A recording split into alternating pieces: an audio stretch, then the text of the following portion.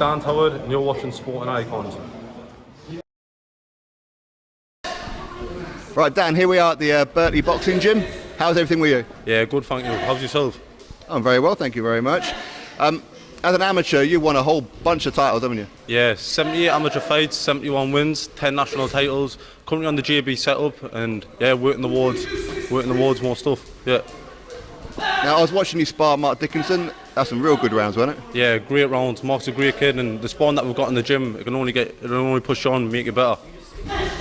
Now, one of the things that I noticed about this gym when I first walked in, which is very close to me, I didn't realise how close it was to me, is that there's southpaws like yourself and Cyrus to the left here, and you've got so many different styles. So you're never going to be in a position where you're offering an opponent, no, I can't fight him because I haven't had any southpaw sparring. You've got it on tap.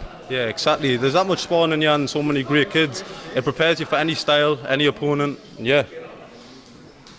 So what's the decision to turn pro then? Why now? Why not before, or why not next year? Or? I just think I've recently got in the JB setup.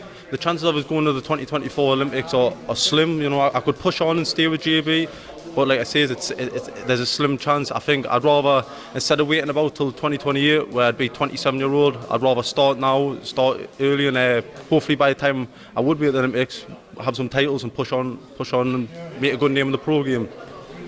Well, with the rumours that boxing won't be at the 2028 Olympics anyway, and they're talking about pulling it from 24 as well. So maybe we could see you and a lot of amateurs turning pro. Yeah, exactly. That's one of the reasons as well. Nothing's certain at the minute. But yeah, nothing certain. Like, I could stick about for another 6 years, but you wouldn't know for definite if I would be going to the Olympics. So that's one of the reasons. Now, we know that you've been having talks and all that kind of stuff with like your manager, that Charlie Sims. Yeah, maybe. Yeah. So now you're turning pro. It looks like it could be Matchroom, like that as well. That's a huge platform to be on if that comes through. Yeah, definitely.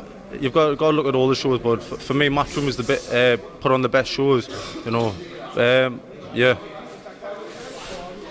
So you're going to be a super welterweight as a pro, and when you look around the northeast, the northern area title, I mean, there's plenty of like lads up here at super welterweight, at welterweight, and that as well. Yeah. So half a dozen fights, you could be mandated for the area title. Definitely, yeah. There's a lot of titles I want. Obviously, it would be great to start out in the northern area, then push on. Like you say, it's English, British. I'm not going to get too ahead of myself, but I've got high hopes. World champion one day, bring it back to Birtley. Got to. There'll be. If I didn't want to be world champion, or didn't think I could be world champion, there'd be no point of coming in the gym every day training. So what's it like having like a Graham quality coach, very, very good coach, aggressive at times, or strict, we should say? I wouldn't say aggressive. He just knows what buttons to press and get the best out of you. You know, I've been with Graham since knee height, and I wouldn't have it any other way. You know, built up a great relationship, and you've just got to look at the fighters and not just myself. You know, so in the recent Olympics, the won medals at all sorts of competitions. So he knows his stuff, and he's the man. He is, and I mean, with like Graham, it's like I said before, this is one of those gyms where it'll either make you or it'll break you, and if it makes you, you're going to be something special. Exactly, like you said, it either makes you or breaks you.